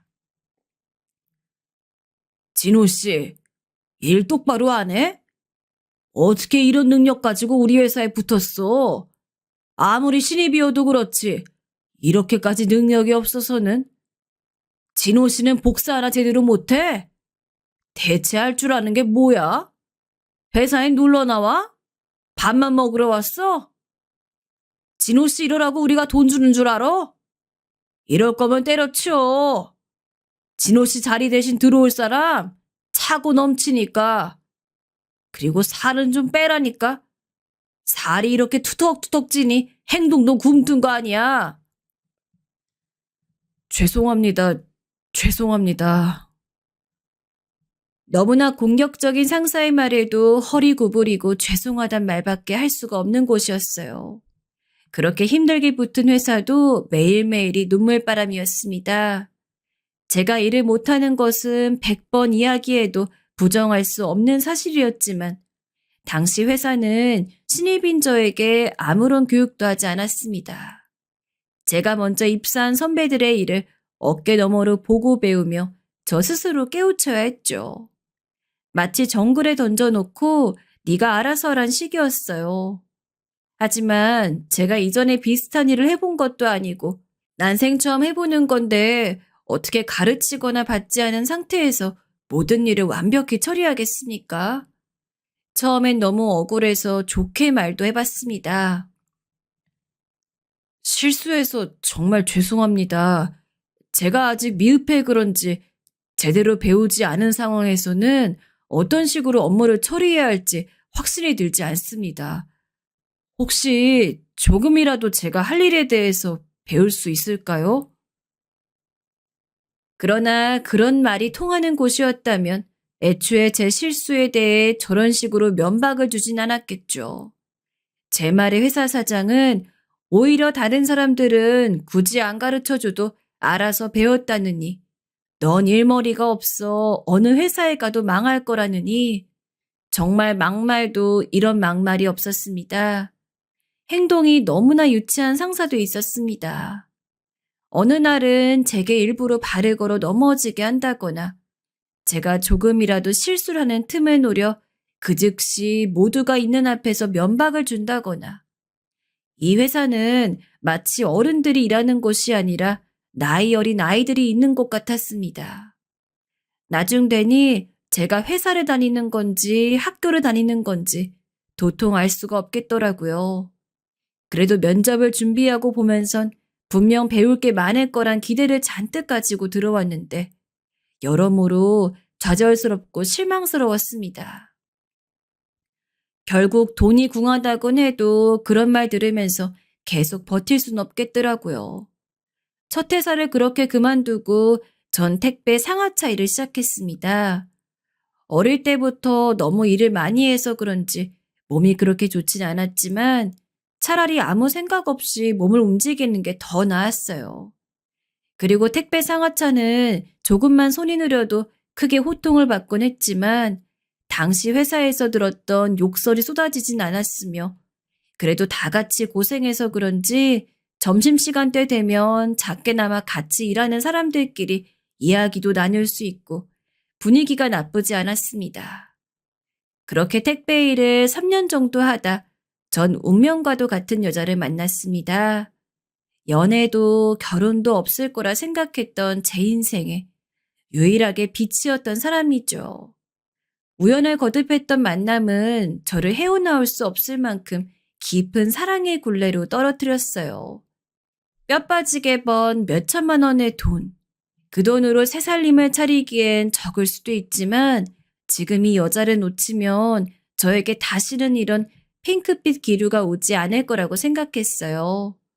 그에 급히 금반지 하나 준비해서 엉성하게나마 고백을 했어요. 많이 부족한 사람이지만 그래도 당신 나와 결혼하면 고생 안 시키고 평생 행복하게 해줄게. 나 한 번만 믿어주라. 사랑해, 소영아. 프로포즈를 할 때까지만 해도 아내가 저 같은 남자와 결혼을 해줄까 많이 걱정했습니다. 이런 말을 해볼까 저런 말을 해볼까 혼잣말도 많이 중얼거렸죠. 고백 전까지는 어찌나 떨렸는지 아내 앞에 서서 반지를 주는데 손이 덜덜 떨리더라고요. 하지만 제 멋없는 고백이 끝나자 아낸 눈물까지 훔치며 프로포즈를 받아들여 주었어요. 아마 아내가 바닷가에서 제 고백을 받아준 그날이 제 인생에서 가장 기뻤던 날일 겁니다. 마찬가지로 1년 정도 이어졌던 결혼 생활은 행복하기 그지없었어요. 여보, 오늘도 일하느라 너무 수고했어. 나만 집에 있어 미안해 어째? 그런 말 마. 나 같은 남자랑 결혼해 준 것만으로도 고마운데. 당신도 집안일 하느라 바쁘잖아. 결혼을 하고 난 후 아낸 일을 쉬게 되었습니다. 아낸 어렸을 적 사고로 크게 다친 이후 허리가 좋지 않았어요.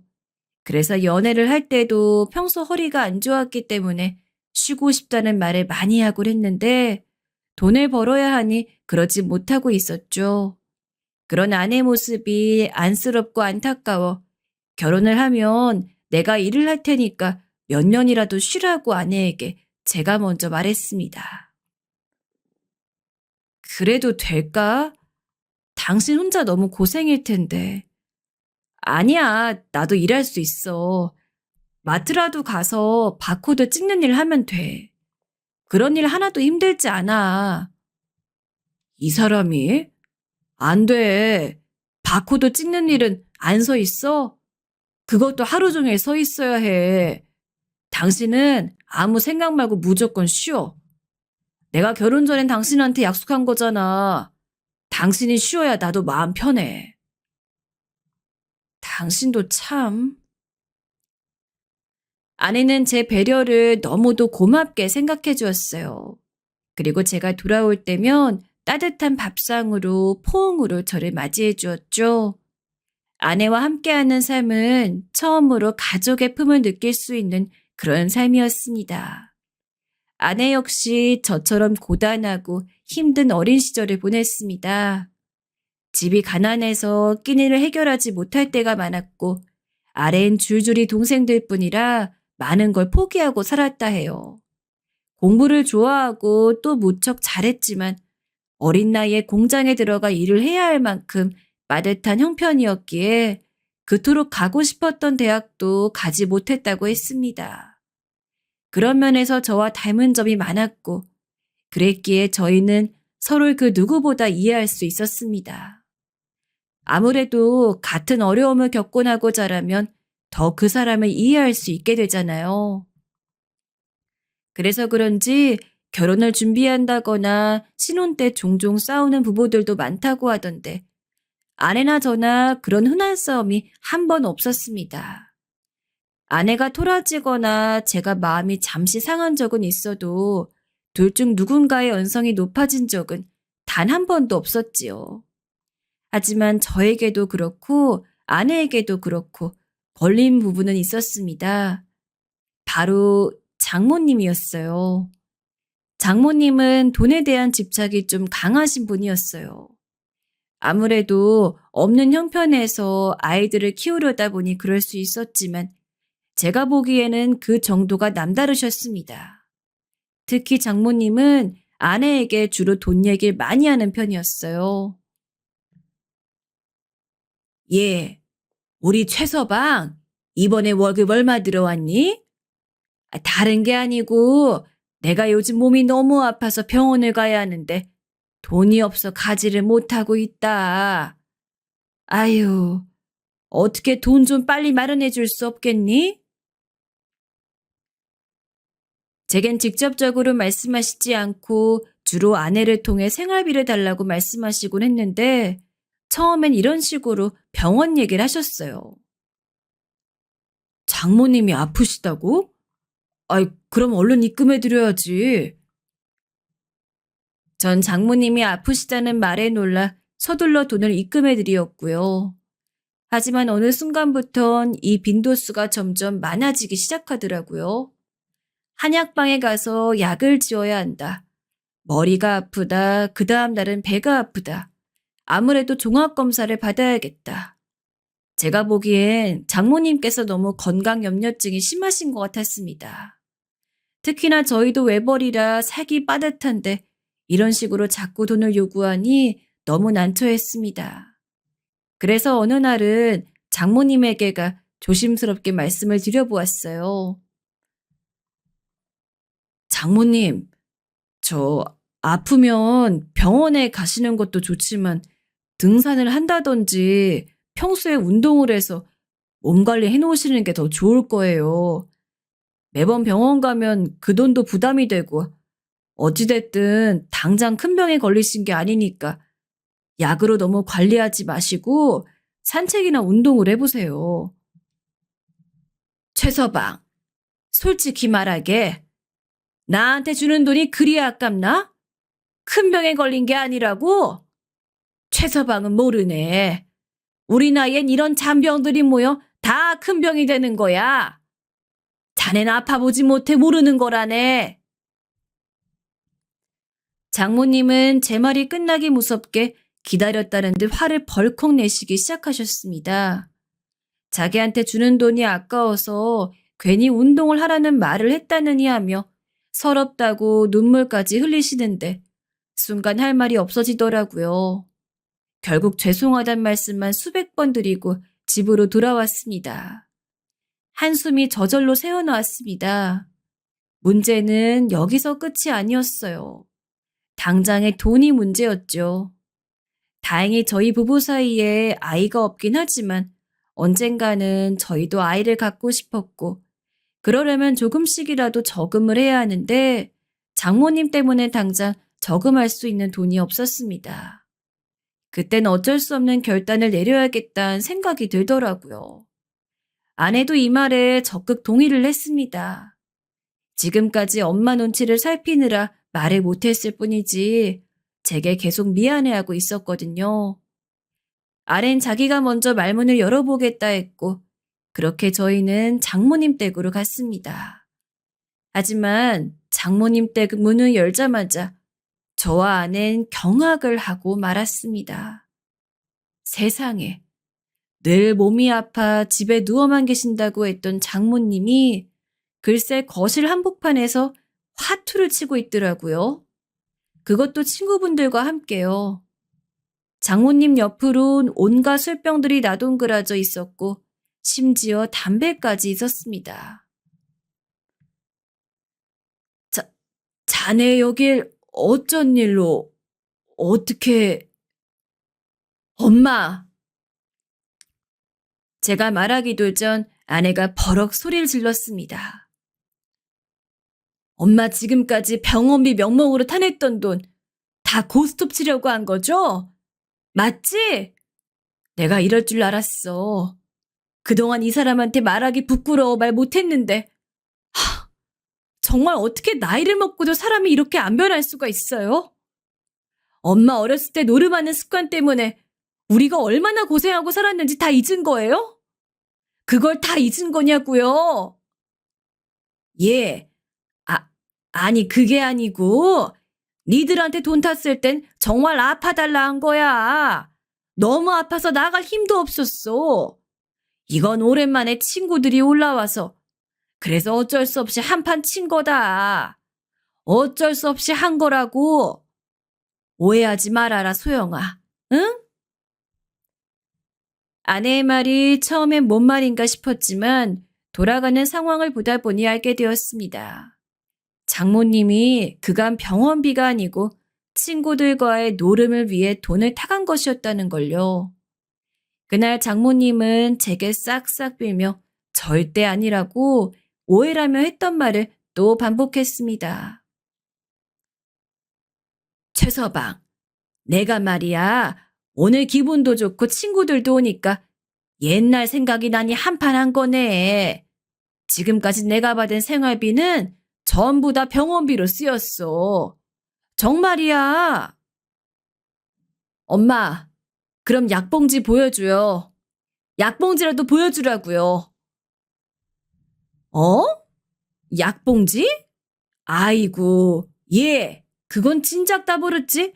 누가 요새 약봉지를 보관해두니? 다 쓰레기인데. 그럼 나 병원에 전화해봐도 돼요? 엄마 다니는 병원 전화해보게. 어디 이름 불러봐요.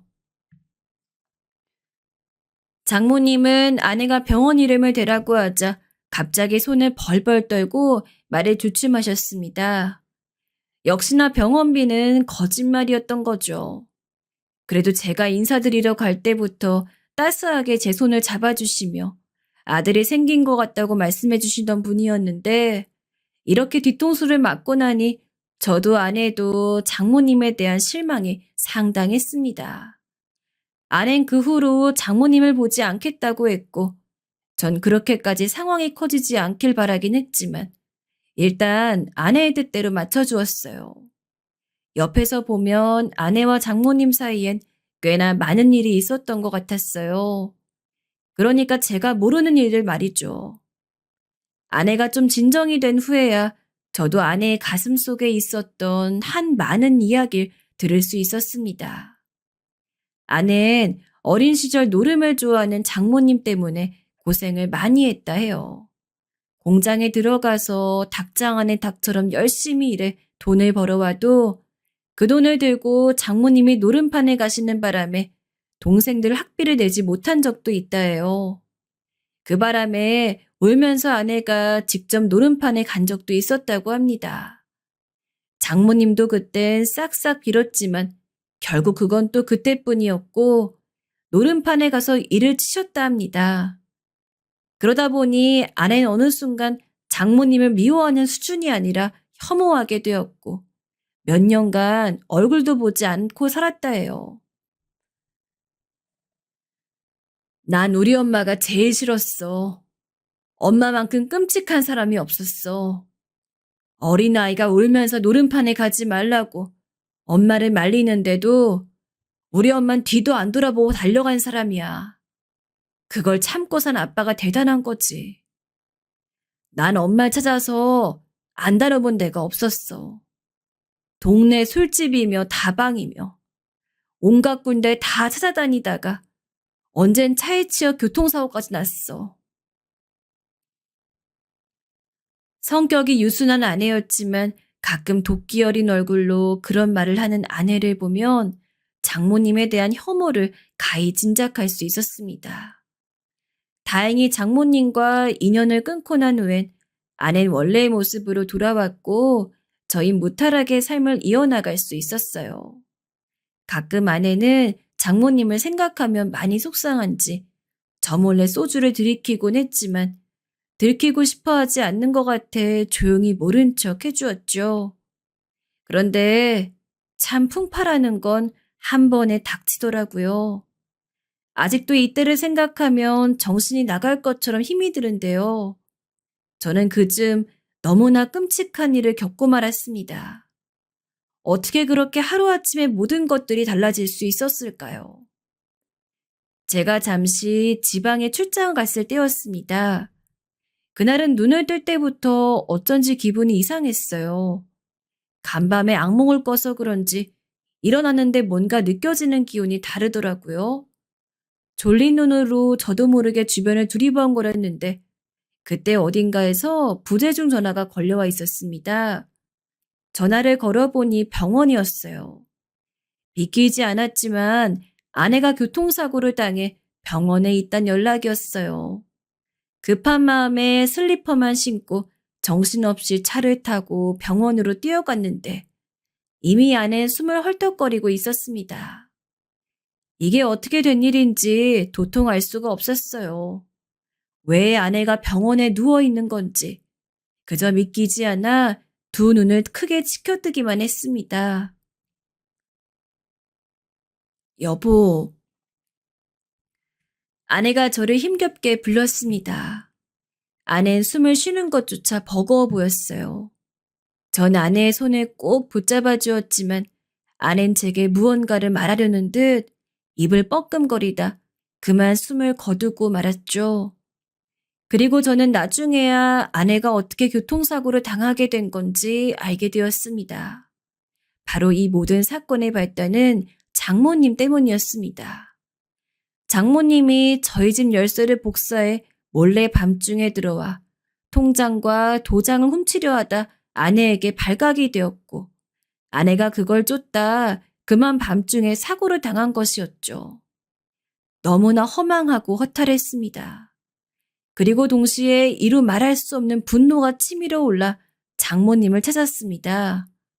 하지만 장모님은 이미 어딘가 알 수 없는 곳으로 도망을 간 후였고 나중에 구속이 되긴 했지만 아내의 죽음에 비하면 너무나 가벼운 형벌만 받았을 뿐이었어요.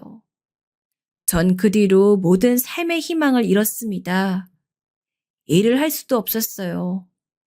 일을 못하니 월세를 낼 수가 없어 신용카드로 빚을 내어 한 달 견디었고 돈이라도 한 푼 생길라 치면 편의점에서 소주를 사와서는 안주도 없이 빈속에 술병을 들이켰습니다.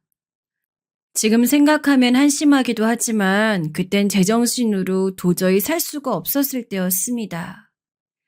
술이라도 들이켜야 그 기운으로 잠이라도 잘 수 있었을 때였으니까요. 그런데 이상하게도 그렇게라도 쪽잠을 자면 아내가 꿈에 나오곤 했습니다. 앞치마를 두르고 저를 향해 방긋 웃어주는 너무나도 어여쁜 아내가 꿈에서 제 이름을 부르는데 깨고 나면 베개가 흠뻑 눈물로 적시어져 있었습니다. 전 그럼 너무도 가슴이 아파 아내를 목 놓아 부르며 엉엉 울곤 했습니다. 제 신세가 참으로 처량했습니다. 고아원에서 자라 친구 하나 없이 외롭게 살다 겨우 2년이라 생각되는 사람을 만났는데 하늘도 무심하단 생각이 절로 들었어요. 정말 삶에 대한 아무런 의욕도 미련도 생기지 않더라고요.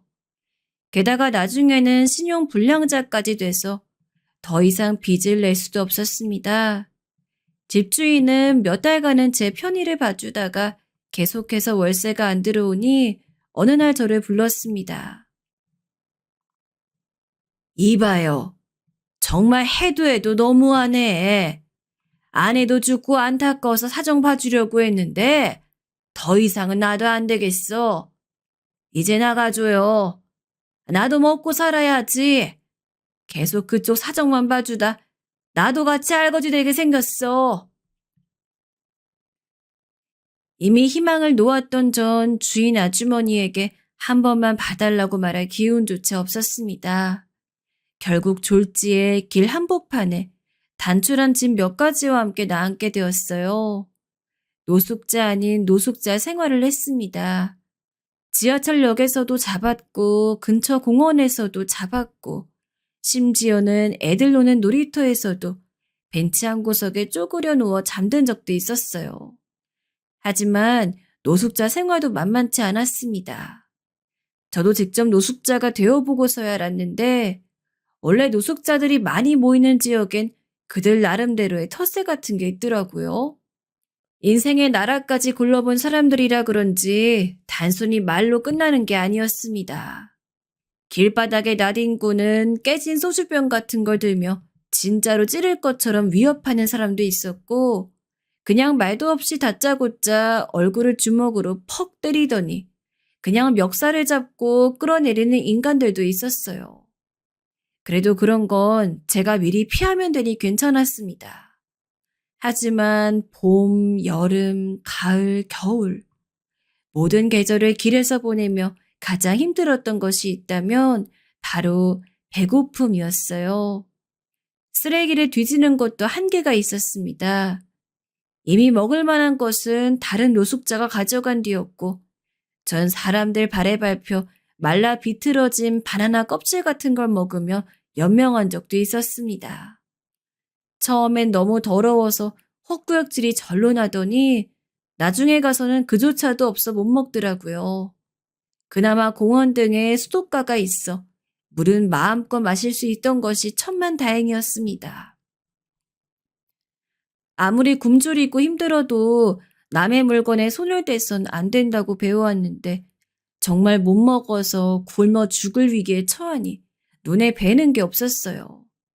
처음에는 그냥 눈으로라도 코로라도 이 배고픔을 좀 채워주고 싶어 마트에 들어간 건데 나중에 정신을 차리고 보니 제 점퍼 안엔 몰래 숨겨온 과자 한 봉지와 빵 한 봉지가 있었죠. 자괴감에 울면서 먹었습니다. 그 와중에도 거의 몇 달 만에 제대로 씹을 만한 게 입에 들어오니 침이 잔뜩 고이고 배는 우렁차게 울고 이상한 만족감이 들어서 먹는 걸 멈출 수가 없더라고요. 처음이자 마지막 도둑질이라 생각하려 했습니다. 하지만 이미 한번 맛봐버린 맛이라 그런지 마트를 지나갈 때마다 참을 수 없는 충동이 느껴졌죠. 우유, 빵, 과자. 어느샌가 저는 매일같이 마트에 들어가서 작은 먹거리를 하나씩 훔치는 것이 습관이 되었습니다.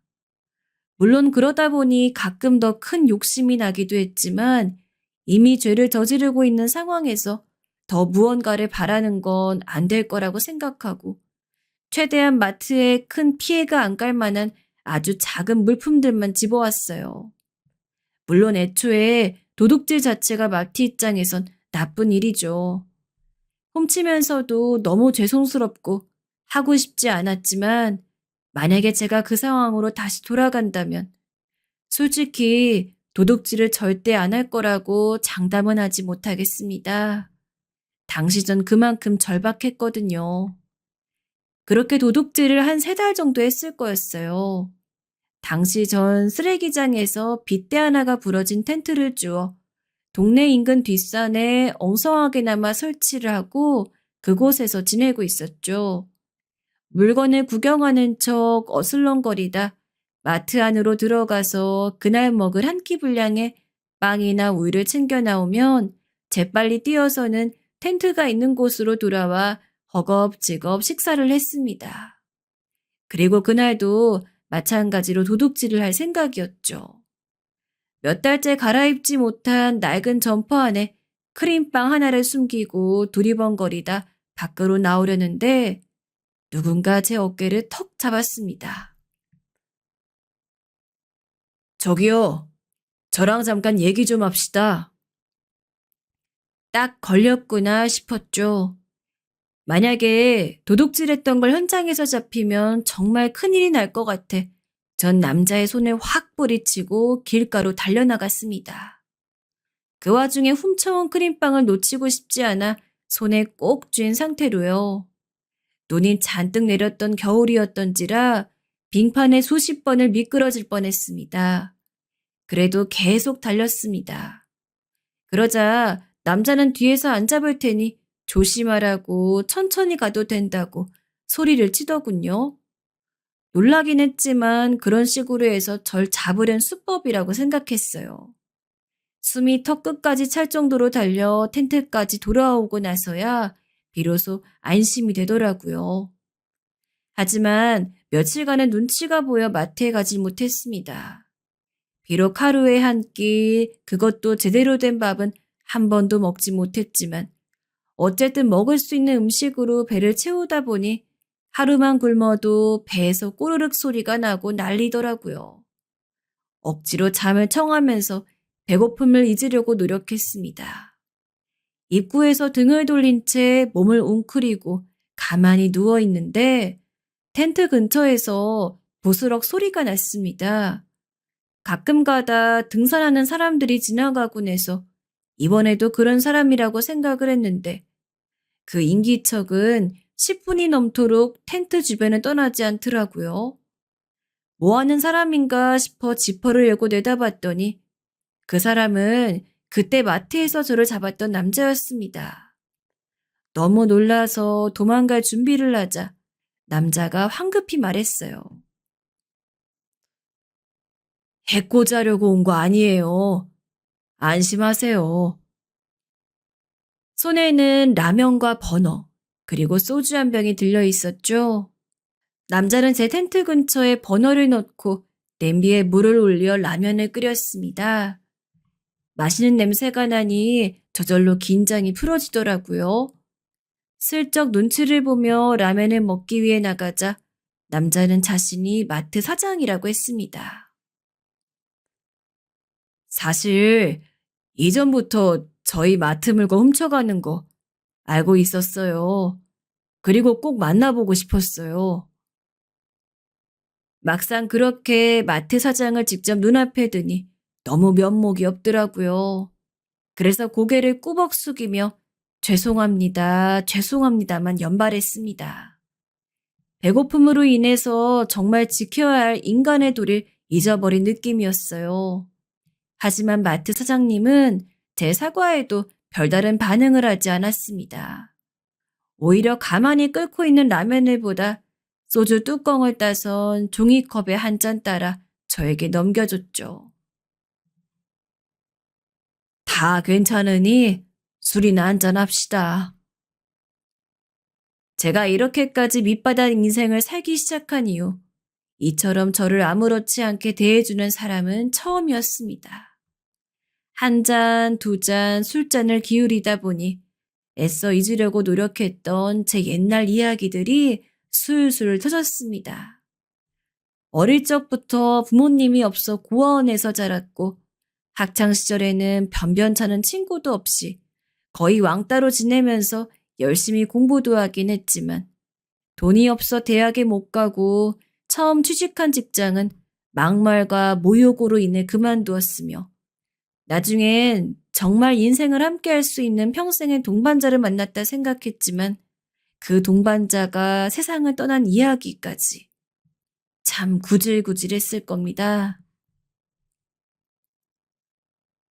정말 열심히 살고 싶었는데 더 견딜 수가 없더라고요. 특히 마누라가 죽은 뒤론 모두 손을 놓았습니다. 어떻게든 재기해보려 일자리 찾으려 했던 적도 있었지만 신용 불량자라서 아무도 저를 써주지 않아요. 처음에는 분명히 담담하게 제 이야기를 시작했던 것 같은데 어느새 때가 꼬질꼬질 낀 얼굴에 눈물이 한 움큼 흐르고 있더라고요. 애써 닦아보려고 해도 혼자 속에 품고 있던 서름은 멈출 생각을 하지 않았습니다. 어린애처럼 엉엉 소리내며 울고 있는데 면이 다 부른 라면만을 뒤적이며 가만히 제 이야기를 듣던 마트 사장님은 저를 꽉 껴안아줬어요. 얼마나 지금까지 힘들었어요. 너무 제 자신이 원망스럽고 싫었습니다. 아내가 그렇게 된 것도 다 제 탓 같고 세상도 싫고 하늘도 무심하고 처음에는 눈물을 추스르느라 사장님이 뭐라고 하는지도 몰랐습니다. 하지만 다음날 아침 일찍이 제가 있던 텐트로 온 마트 사장님은 아직 잠도 덜 깬 저를 데리고는 목욕탕에 갔어요. 그리고 자신이 목욕탕비를 내고는 저와 함께 목욕을 했습니다. 너무 오랜만에 씻어 어색하긴 했지만 한결 깨끗해진 저를 보니 기분이 상쾌했어요. 게다가 사장님은 거기서 그치지 않았습니다. 목욕탕 근처에 있던 시장으로 저를 데리고 가더니 이것저것 옷을 대주며 반팔에 긴팔에 청바지까지 전부 몇 벌씩 사주었죠. 내일부터 제 마트에서 일해보세요. 조금만 배워도 아마 쉽게 할 수 있을 겁니다. 그리고 이렇게 텐트에서 자면 건강에도 안 좋으니까 퇴근은 저랑 같이 하고 제가 살고 있는 옥탑방으로 갑시다. 게다가 이런 믿기지 않는 제안까지 했습니다. 솔직히 너무 감사드렸지만 한편으론 왜 저한테 이렇게까지 잘해주는지 얼떨떨했어요. 그래도 마치 하늘에서 내려준 동아줄 같은 이 기적을 마다할 수 없었습니다. 하얀 쌀밥에 장조림, 김치, 밥다운 밥을 몇 끼니 챙겨 먹고 사장님 따라 마트에 가서 정말 뼈 빠지게 일했어요. 단 한순간도 한눈 팔지 않고 조금이라도 더 일을 능숙하게 하기 위해 최선의 노력을 다했어요. 그리고 사장님은 제가 옥탑방에서 지내는 내내 필요한 가전제품이나 생필품까지 전부 사주셨습니다. 마트에서 일하며 월급도 꼬박꼬박 받는데 그런 것까지 받기엔 너무 염치가 없어 제 돈으로 사겠다고 했으나 사장님은 이런 거 한 푼 두 푼 모아야 나중에 큰 돈이 되는 거라며 만류하셨죠. 언젠가 사장님과 함께 또 술을 마시면서 왜 저한테 이렇게 잘해주시냐고 물었습니다. 들어보니 사장님도 과거 저와 비슷한 느낌으로 산 적이 있다고 하더라고요. 되는 일은 하나도 없고 돈도 못 벌고 인생을 살긴 싫고 그렇게 방황하다 한 은인을 만났다고 합니다. 아마 그분이 없었다면 지금의 전 없었을 거예요. 그분한테 감사한 게 많기 때문에 그때 다짐했었습니다. 만약에 언젠가 나처럼 힘들어 보이는 사람 만나면 꼭 그분처럼 도움의 손길을 내밀겠다고요. 제 전반적인 인생이 참 재수없긴 했어도 사장님 같은 분을 만난 걸 생각하면 그래도 아주 나쁘지만은 않은 인생인 것 같다는 생각이 처음으로 들었습니다. 그렇게 사장님 덕분에 신용도 역시 조금씩 회복해 나갔고 계속 마트 일을 하다 보니 적성에도 맞는 것 같아 나중에 사장님과 같이 마트를 운영하는 것이 꿈이 되었어요. 그렇게 몇 년 후 조금씩 돈이 모이기 시작했고 차츰차츰 세상에 대한 원망을 덜어내며 사람답게 살 수 있게 되었습니다. 그리고 10년 후 전 기적처럼 사장님과 함께 마트를 운영하겠다는 꿈까지 이룰 수 있었습니다. 아마도 은혜에 보답하겠다는 마음으로 열심히 일하다 보니 이런 꿈까지 이룰 수 있게 된 것 같습니다. 요즘은 어느 정도 마트 일에 정착하고 난 후 낚시도 하고 사장님과 함께 취미생활도 하며 인생을 즐기고 있어요. 얼마 전엔 제 인생을 망하게 했던 장모님 소식도 아내의 예전 친구를 통해 들었는데요. 출소 후에도 노름판을 기웃거리다 스스로 세상을 등졌다고 합니다. 구렁텅이의 삶을 선택해 딸마저 죽게 한 사람이 결국 그에 맞는 말로를 맞이한 거였죠. 하지만 그 죽음에 어떤 동정도 연민도 생기지 않았습니다. 아마 세상의 그 누구도 장모의 죽음을 슬퍼할 리가 없겠죠. 요즘은 나이가 들어서 그런지 아내 생각이 예전보다 덜 나지만 그래도 많이 그립습니다. 하늘에서 제게 사장님을 보내어 열심히 살라고 조금만 힘내라고 그런 메시지를 보내준 고마운 아내이건만 많이 바쁜지 꿈에서도 잘 보이지 않네요. 분명 하늘에서 잘 살고 있으리라 믿습니다. 그리고 마지막으로 사장님. 그냥 이 세상에서 목숨 하나 부지하며 사는 것조차 힘들다고 생각하던 절 일으켜준 사장님께 마지막으로 고맙단 말을 전하고 싶습니다. 여러분도 희망 버리지 마시고 모두 승리하는 하루가 되시길 바랍니다. 감사합니다.